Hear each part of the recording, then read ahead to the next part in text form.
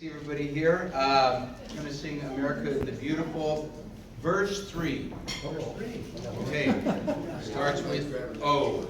May God thy gold refine, till all success be nobleness, and every gain divine.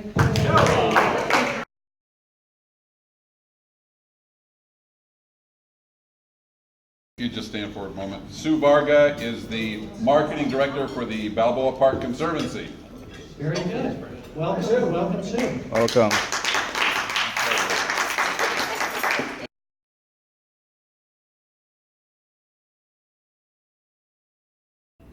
This is our annual event.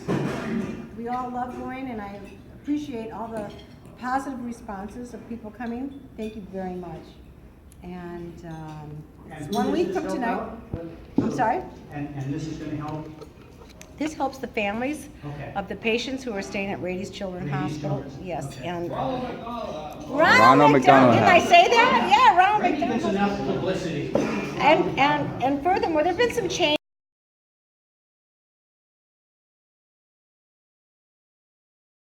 I should find myself. Thomas Herrera Mishler is the new executive director and CEO of the Balboa Park Conservancy. But prior to coming to San Diego, he was the head of the Olmsted Park Conservancy in Buffalo, New York, where he helped to secure over $30 million for capital improvement projects toward the Star neighborhood travel and read. So please welcome Thomas.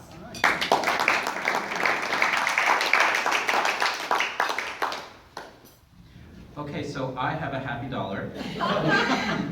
It's because I got to meet a gentleman that was at the Fireman's Ball fire in Balboa Park, and he lost his favorite sweater that night. Bill, thank you for sharing that story with me. I appreciate that.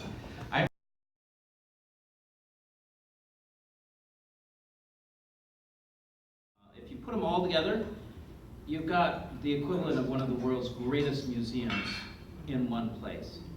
And all of my career, I'm always looking for that special magic place where you have arts and culture overlapping with public landscapes. And something really special happens at that nexus.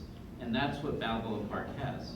It's a public landscape, a recreational resource, and a world-class cultural amenity all in one place. Incredible asset. Interesting side, it was established, as you know, in 1868, a few years before Bill was born. And the same year that Frederick Law Olmsted arrived in Buffalo and was hired to design the nation's very first park system. That's how old and historic this park is, that it dates back to such a sort of amazing, almost 150 years of existence. So how many people come to this park every year? It's an astounding 14 million visitors a year. Yeah? Every year, yeah. Everybody, right? So this is the 5th busiest park in the nation. The 4th busiest park, okay, who can guess what the 4th busiest park in the nation is? Central Park. No, that's number 1. 4th busiest. Oh, 4. Mission Bay.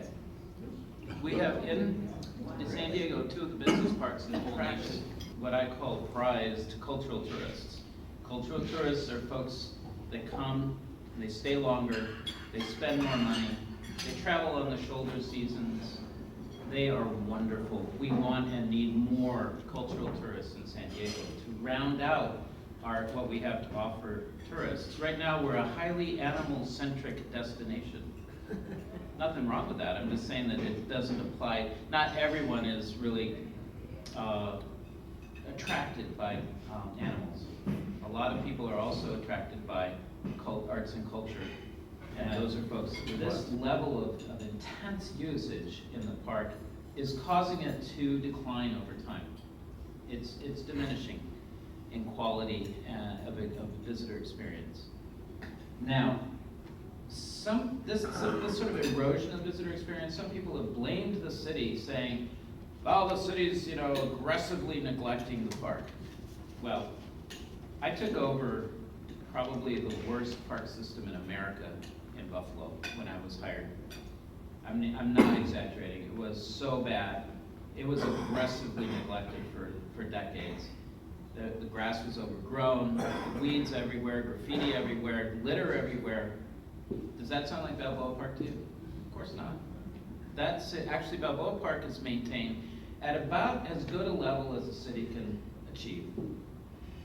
But there's a problem with that. We're inviting the world to Balboa Park. We consider it a global destination, but we are not providing global destination levels of maintenance. That's a problem, because then our visitors will come and say, it's kind of dingy. It wasn't that great. Couldn't find a place to park, couldn't find a place to eat, couldn't find the place because there's no signage. So there's a problem between what the city can and should do as a municipal park and where that landscape needs to be, which is a higher level than what a city can or should provide. That gap is where the Conservancy is intended to exist. So we're modeled on Central Park Conservancy. Central Park Conservancy, we're charged with partnering with the City of San Diego. We'll be coming up with some very clear recommendations to our partners at the city, to the public at large, and to our elected officials and others funding the philanthropic community. So there's many other efforts or studies that we plan to undertake. And before you roll your eyes and say, oh man, more studies, more planning, there's some really important stuff that we need to, as a community, understand. We need to understand what is the most historic parts of Balboa Park. What do they date to? And what value do we put on those elements? So that if we as a community value Balboa Park as a National Historic Landmark, which is the highest designation in historic preservation that exists, if we value that, then we need to understand what's the historic value of different components of the park, and then we need to preserve some of those and say, these things are untouchable, these things must be restored, enhanced. And then other elements we can be more flexible on. But it really depends on how historic are they? How authentic are they to the original period? We don't know that. We got a lot of opinions out there, but we need to know. And so that's a study, a planning study that the Conservancy will be doing. So a lot of that. But then all of this work will lead to the community having a much deeper understanding, a profound understanding of the value of this landscape to this generation and to hopefully many future generations as well. So thank you. I invite you to ask any questions or comments if you